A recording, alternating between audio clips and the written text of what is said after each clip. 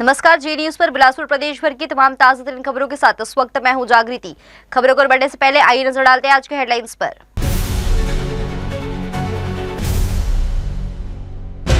बिलासपुर में ज्वेलरी लूट मामले से खुली सुपारी किलिंग की साजिश।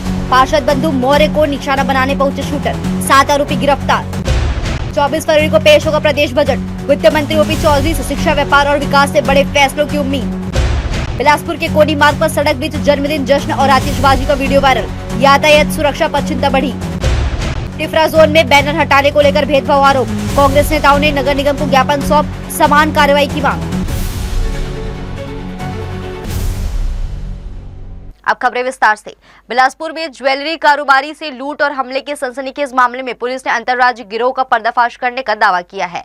हालांकि घटना के बाद हुई सक्रियता ने सुरक्षा व्यवस्था और पुलिस की कार्यप्रणाली पर भी सवाल खड़े कर दिए हैं। बिलासागुड़ी में इस पूरे मामले का खुलासा करते हुए डीआईजी रजनीश सिंह ने बताया कि महालक्ष्मी ज्वेलर्स के संचालक को हथियार दिखाकर मारपीट और लूट की वारदात को अंजाम देने वाले गिरोह के 7 आरोपियों को गिरफ्तार किया गया है।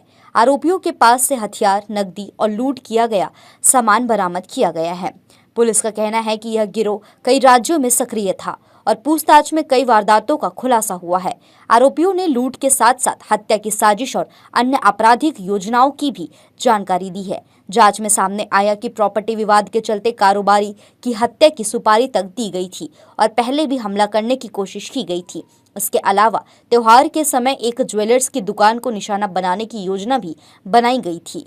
बहुत ही दुस्साहसपूर्ण घटना अपराधियों द्वारा की गई थी। उन पे हथौड़े से वार करके और कट्टे को भी चलाया गया था, उसका भी प्रयास किया गया था और उन्हीं की कार में रखे हुए सारे ज्वेलरी सब लेके भाग गए थे वहाँ से। और पुलिस ने अपनी प्रोफेशनल अप्रोच दिखाते हुए इन अपराधियों का पीछा किया, वो सब आपको पता ही है। और इसके बाद आजमगढ़ में जाकर मिर्जापुर उत्तर प्रदेश में जाकर इनकी गिरफ्तारी की गई है। घटना के बाद बिलासपुर पुलिस ने तकनीकी और लोकल इनपुट के आधार पर कार्रवाई करते हुए उत्तर प्रदेश तक दबिश दी और आरोपियों को पकड़ने में सफलता मिलने का दावा किया है। पुलिस के अनुसार आरोपियों ने कारोबारी की दिनचर्या और लोकेशन की रेकी कर वारदात को अंजाम दिया। लूट के दौरान मारपीट में कारोबारी गंभीर रूप से घायल हुए थे और आरोपियों ने सोना, नकदी और अन्य सामान लेकर फरार हो गए थे। विनोद उर्फ विन्नू प्रजापति से हम लोगों ने जो 6 लाख एडवांस लिया था उसमें 5,80,000 रुपए बरामद हुए, 5 लाख समथिंग बरामद हुए हैं। और एक कट्टा है, जिंदा कारतूस है, चाकू है, मोबाइल है, एक पिट कार है, स्विफ्ट है और स्कॉर्पियो है इत्यादि ये गाड़ियां भी बरामद हुई हैं। तो निश्चित रूप से इससे एक जो लोकल क्रिमिनल्स हैं इन पर पुलिस के द्वारा लगातार कार्रवाई की जाती रही है।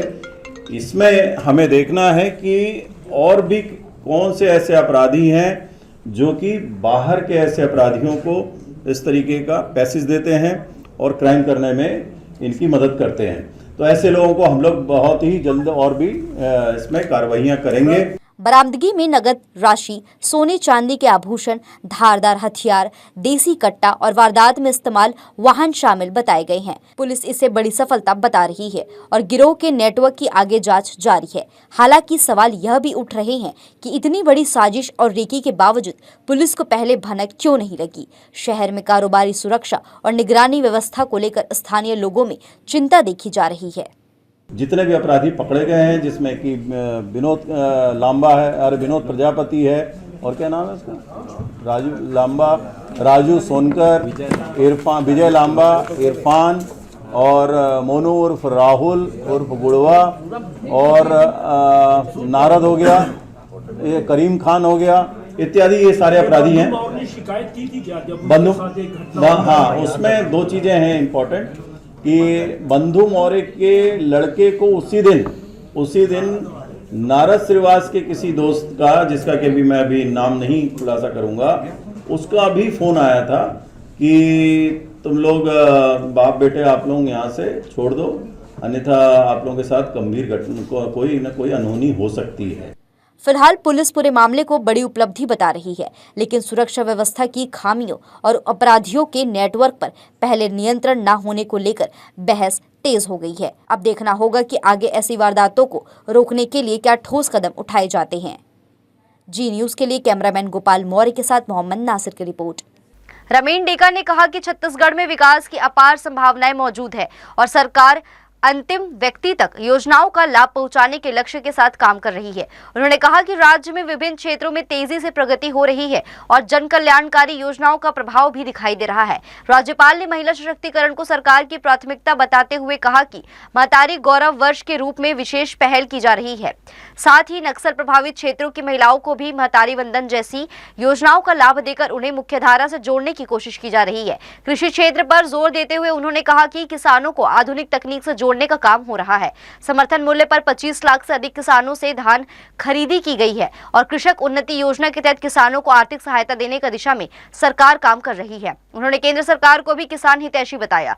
सुरक्षा के मुद्दे पर राज्यपाल ने कहा कि नक्सलवाद के खिलाफ बड़ी सफलता हासिल हुई है। उन्होंने बताया कि सैकड़ों नक्सली मारे गए और 2000 से अधिक ने आत्मसमर्पण कर मुख्यधारा में लौटने का रास्ता चुना है, जिससे बस्तर क्षेत्र धीरे धीरे भय के माहौल से बाहर निकल रहा है। उन्होंने कहा कि राज्य में 25 से अधिक कल्याणकारी योजनाओं के माध्यम से लोगों तक लाभ पहुंचाया जा रहा है और सरकार विकास, सुरक्षा और सामाजिक सशक्तिकरण के संतुलित मॉडल पर काम कर रही है। छत्तीसगढ़ के 26,72,000 किसानों को प्रधानमंत्री किसान सम्मान निधि का लाभ मिल रहा है।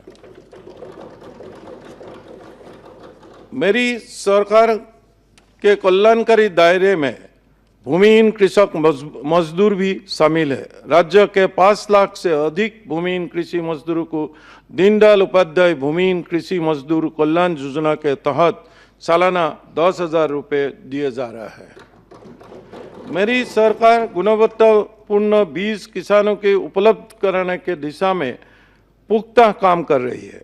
बीज उत्पादन में प्रदेश के आत्मनिर्भर बनाने अनुसूचित जाति, अनुसूचित जनजाति एवं महिला वर्ग के किसानों के प्रमाणीकरण शुल्क 100% अनुदान दिया जा रहा है। 2 साल में 21 लाख क्विंटल प्रमाणित बीज वितरित किए गए हैं।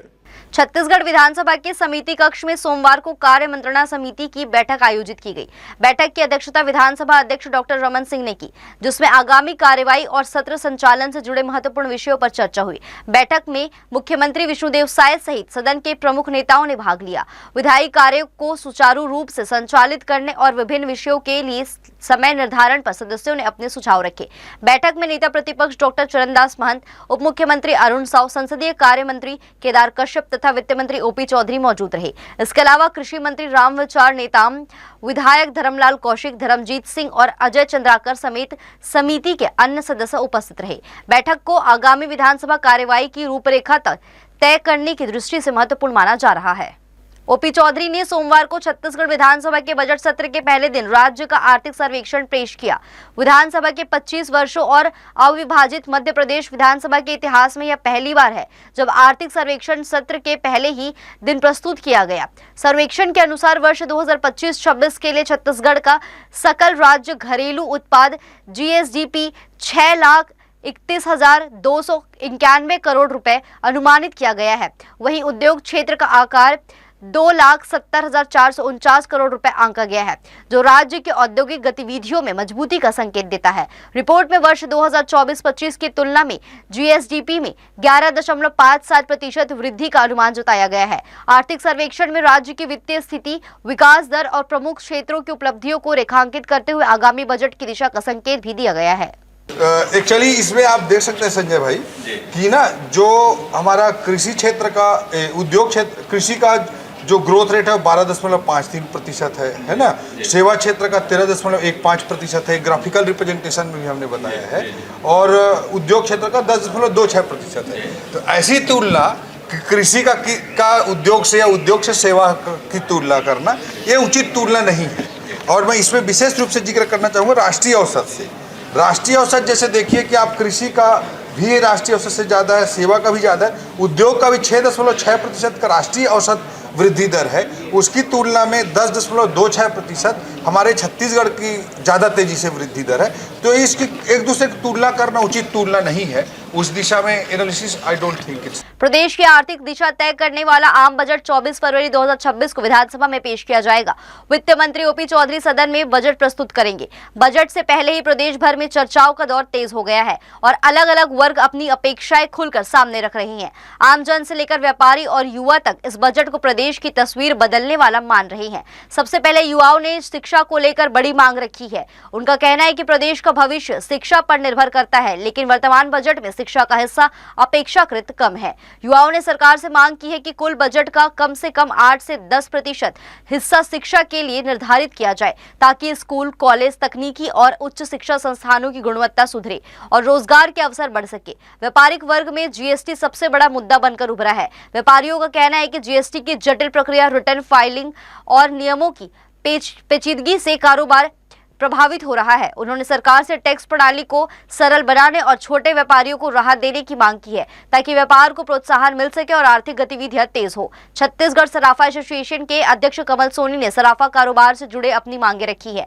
कमल सोनी ने स्वर्ण बोर्ड के गठन की मांग दोहराते हुए कहा कि इससे सराफा व्यापार को संगठित ढांचा मिलेगा और कारोबार को बढ़ावा मिलेगा। बिलासपुर समेत पूरे प्रदेश की नजर अब इस बात पर टिकी है कि बजट में शिक्षा, व्यापार और विकास को लेकर सरकार कौन से ठोस फैसले करती है और क्या यह बजट वास्तव में जमीन पर बदलाव लाएगा। देखिए, विकास एक निरंतर प्रक्रिया है। बजट हर साल आएगा। विकास की दृष्टि से बहुत अच्छा बजट आते रहता है, आते रहेगा। सराफा और सुनार, सराफा एसोसिएशन और सुनार एसोसिएशन की तरफ से तो हमारी एक ही मांग है कि सराफा के हितों के लिए, सोनी समाज के हितों के लिए जो स्वर्ण कला बोर्ड की हमने मांग की है, इस बजट में शामिल कर हमें अभिभूत करें। इस बहुत बड़े आयोग का गठन करके हमारे जो गरीब बच्चे हैं और उनके लिए संरक्षण और नौकरी का जो पुख्ता इंतजाम उस आयोग की तरफ से होना है, इस बजट में अवश्य आना चाहिए। बजट प्रतिवर्ष पेश किया जाता है, प्रस्तुत किया जाता है, परंतु मेरा अपना मानना है कि बजट पेश करने से पूर्व कम से कम 1 हफ्ते तक जो पूर्व के बजट रहे हैं उनकी समीक्षा होना चाहिए कि शासन ने इतना पैसा दिया था, इस बजट के लिए इतना दिया था, ये उम्मीद रखी गई थी कि ऐसा ऐसा होगा इस बजट के माध्यम से, तो उसमें हम कहाँ तक सफल हो पाए। परंतु यह शासन की मंशा ही नहीं रहती थी है कि जो भी हमने पैसा दिया, जो दिखाया, जो सपने दिखाया जनता को कि ये पूर्ण होंगे, तो उसके ऊपर कभी भी काम कोई भी सत्ता नहीं करता है। ये बड़ी दुखद बात है। बिलासपुर में लगातार ज्वेलरी दुकानों को निशाना बनाए जाने की घटनाओं ने सराफा व्यापारियों की चिंता बढ़ा दी है। हाल के मामलों को देखते हुए सुरक्षा व्यवस्था को लेकर व्यापक चर्चा शुरू हो गई है। इस विषय पर छत्तीसगढ़ सराफा एसोसिएशन के अध्यक्ष कमल सोनी ने गहरी चिंता व्यक्त की है। उन्होंने कहा कि शहर के बाहरी क्षेत्रों में स्थित कुछ दुकानों पर खतरा अधिक रहता है, इसलिए अतिरिक्त सतर्कता की आवश्यकता है। एसोसिएशन की ओर से व्यापारियों की सुरक्षा के लिए हर संभव प्रयास किए जा रहे हैं, ताकि किसी भी प्रकार की अप्रिय घटना न हो। अध्यक्ष कमल सोनी ने बताया कि बिलासपुर पुलिस लगातार सराफा व्यापारियों को सहयोग और सुरक्षा प्रदान कर रही है। विशेष रूप से सरकंडा में हुई बड़ी चोरी के मामले का खुलासा करने पर उन्होंने पुलिस का आभार भी व्यक्त किया। उन्होंने कहा कि पुलिस प्रशासन के साथ समन्वय बनाकर सुरक्षा को और मजबूत किया जाएगा। एसोसिएशन की ओर से व्यापारियों को भी सतर्क रहने की अपील की गई है। अध्यक्ष ने सुझाव दिया कि जहां संभव हो दुकानों, मुख्य बाजार या शहर के बीचों बीच स्थापित की जाए। साथ ही सभी प्रतिष्ठानों में उच्च गुणवत्ता वाले सीसीटीवी कैमरे और सुरक्षा अलार्म सिस्टम अनिवार्य रूप से लगाए जाए। उन्होंने कहा कि यदि छोटे छोटे सुरक्षा उपायों का गंभीरता से पालन किया जाए तो चोरी जैसी घटनाओं पर काफी हद तक अंकुश लगाया जा सकता है। सराफा एसोसिएशन ने स्पष्ट किया है कि व्यापारियों की सुरक्षा सर्वोच्च प्राथमिकता है और इसके लिए सामूहिक प्रयास जारी रहेंगे। चोरी और डकैती की आशंका बहुत ज़्यादा है। हमने पहले भी अपने व्यापारियों को सतर्क किया। चूँकि बाहर से अंतर्राज्यीय गिरोह जो यहाँ सक्रिय था, हमारी कुछ दुकानें शहर के सुनसुनान इलाकों में, शहर के बाहर इलाकों में रहती है। व्यापारी दुकान बंद करके अपना गहना या नगद घर लाना ले जाना रहता है, तो कहीं ना कहीं हमारी चूक के कारण ये घटना घटित हुई है। धन्यवाद बिलासपुर पुलिस को, बहुत बहुत आभार छत्तीसगढ़ सराफा एसोसिएशन की तरफ से। आईजी साहब, एसपी साहब जो हमारे छुट्टी पे थे पारिवारिक कामों से, उसके बावजूद वो 2 दिन अलर्ट मोड में थे अपनी छुट्टियों में भी। सीएसपी निमितेश सिंह साहब, हमारे पुलिस कर्मचारी जो कर्मठ, हम बलबीर और सरफराज और बाकी अन्य जितने भी हैं, तो मिर्ज़ापुर जाके 24 घंटे के अंदर ये कार्रवाई की है। इतिहास बन चुकी है छत्तीसगढ़ में पुलिस की कार्रवाई की कि 24 घंटे के अंदर बड़ी घटना को पकड़ के लाना। बलांगीर बरगढ़ महासमुंद डिवीजन से जुड़े नक्सलियों द्वारा पत्र लिखकर अपील किए जाने के बाद राज्य की राजनीति में हलचल तेज हो गई है। इस पूरे घटनाक्रम पर प्रतिक्रिया देते हुए छत्तीसगढ़ के उप मुख्यमंत्री एवं गृह मंत्री विजय शर्मा ने नक्सलियों से हिंसा का रास्ता छोड़कर मुख्यधारा में शामिल होने की अपील की है। उन्होंने कहा कि जो भी नक्सली समाज की मुख्यधारा से जुड़ना चाहता है उसका सरकार खुले दिल से स्वागत करेगी और उनके लिए पुनर्वास की बेहतर व्यवस्था की जाएगी। उप मुख्यमंत्री ने स्पष्ट शब्दों में कहा कि आत्मसमर्पण करने वाले नक्सलियों को रेड कारपेट बिछाकर स्वागत किया जाएगा ताकि वे बिना भय के सामान्य जीवन की ओर लौट सके। उन्होंने यह भी बताया कि सरकार रेडियो अपील के माध्यम से भी नक्सलियों तक संदेश पहुंचाने की योजना पर काम कर रही है, जिससे अधिक से अधिक लोग हथियार छोड़कर विकास की राह अपनाएं। विजय शर्मा ने दावा किया कि 31 मार्च तक छत्तीसगढ़ को नक्सलवाद से मुक्त करने का जो लक्ष्य तय किया गया है उसमें सरकार लगातार सफलता की ओर बढ़ रही है। उन्होंने कहा कि वर्तमान में प्रदेश में केवल नाम मात्र के नक्सली बचे हैं और पूरी उम्मीद है कि 31 मार्च तक छत्तीसगढ़ पूरी तरह नक्सल मुक्त हो जाएगा। नक्सलियों के एक डिवीजन ने जो बीबीएम डिवीजन है, बालांगीर बरगढ़ महासमुंद डिवीजन है, उस डिवीजन के लोगों ने पत्र लिखा है। पत्र लिख करके पुनर्वास करने की इच्छा व्यक्त की है। तो उन्होंने रेडियो संदेश के लिए कहा है मुझसे।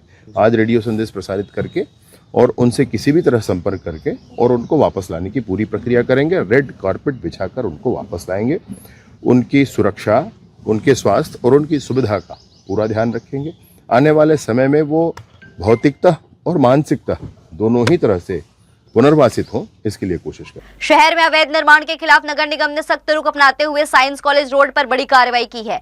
निगम को लगातार मिल रही शिकायतों के बाद मौके पर पहुंची टीम ने बिना अनुमति बनाए जा रहे निर्माणों को जांच की। निरीक्षण के दौरान कुल 10 दुकानों का मामला सामने आया, जिनमें से 6 दुकानें बिना किसी वैधानिक अनुमति के बनाई गई थी। इनमें से 4 दुकानों को मौके पर ही समझाइश दी गई, जबकि सड़क किनारे गाड़ी वाले दुकानों के संचालकों को भी नियमों का पालन करने की हिदायत दी गई। वहीं साइंस कॉलेज के पास बिना अनुमति निर्माणाधीन 5 दुकानों को तत्काल प्रभाव से सील कर दिया गया। निगम अधिकारियों का कहना है कि कई लोग नगर निगम के नियमों को दरकिनार कर निर्माण कार्य कर रहे हैं। ऐसे मामलों में पहले नोटिस जारी किया जाता है, लेकिन समय पर जवाब नहीं मिलने या सुधार नहीं होने पर सख्त कार्रवाई की जा रही है। ये सरकंडा में सोनगंगा कॉलोनी के आसपास एक 5 दुकानें जो बनाए थे शहनावाज करके, वो बिना अनुमति के बना था, जो कमिश्नर साहब के आदेश से उसको सील किया गया। अब ये भवन शाखा जहाँ जहाँ अनुमति मिलेगी वो वहाँ पर उनके ऊपर कार्रवाई की। जोन क्रमांक 4 के अंतर्गत आने वाले भारतीय नगर, प्रियदर्शनी नगर, व्यापार विहार और विद्यानगर वार्डों में रोड व नाली सफाई व्यवस्था की जमीनी हकीकत सामने आई है। निरीक्षण के दौरान कई स्थानों पर नालियों की सफाई अधूरी पाई गई। कहीं कहीं नालियों में जमा गंदगी के ऊपर स्लैब लगाए जाने से पानी की निकासी बाधित हो रही है, जिससे स्थानीय नागरिकों को परेशानियों का सामना करना पड़ रहा है। निरीक्षण के बाद जोन कमिश्नर को संबंधित स्थलों पर समुचित सफाई कराने और तकनीकी मानकों के अनुरूप स्लैब लगाने के निर्देश दिए गए। महापौर द्वारा शहर में लगातार निरीक्षण किए जा रहे हैं और हर बार समस्याएं भी सामने आती है। निरीक्षण के समय इनके निराकरण के निर्देश दिए जाते हैं, लेकिन बाद में प्रभावी मॉनिटरिंग नहीं होने से वही समस्याएं दोबारा देखने को मिलती है। स्थानीय लोगों का कहना है कि यदि निरीक्षण के बाद नियमित फॉलो अप और जवाबदेही तय की जाए तो बुनियादी सुविधाओं में सुधार संभव है। बुलेटिन में खबरें भी और भी है। वक्त चले छोटे से ब्रेक का, हम लौटेंगे जल्दी छोटे से ब्रेक के बाद।